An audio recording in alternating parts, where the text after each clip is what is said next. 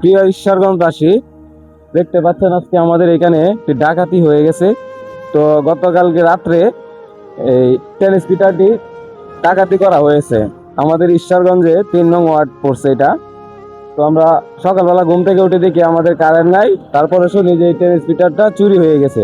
তো এই দেখেন টেলিস্পিটারের বাহিরের অংশগুলা এখানে ফালায় রাখছে, আর যে ভিতরের অংশগুলো নিয়ে গেছে। এদিকে আসো, আমি এদিক দিয়ে একটু কাছে গিয়ে দেখাই।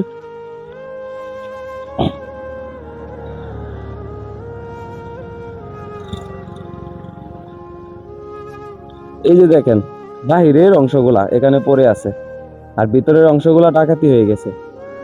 তো আমি ঈশ্বরগঞ্জের এই মাননীয় এমপি মহোদয়ের দৃষ্টি আকর্ষণ করছি, এটা আমাদেরকে জলদি খুব তাড়াতাড়ি ব্যবস্থা করে দেওয়া হোক। কারণ আমাদের এখন কারেন্ট নাই আমাদের এখানে। তো আমরা পানির অভাবে ভুগতেছি, আমরা মোটর চালাতে পারতেছি না, পানি নাই, খাবার পানিও পাচ্ছি না।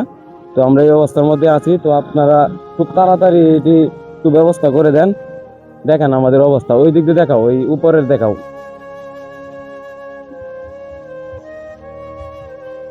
হুম।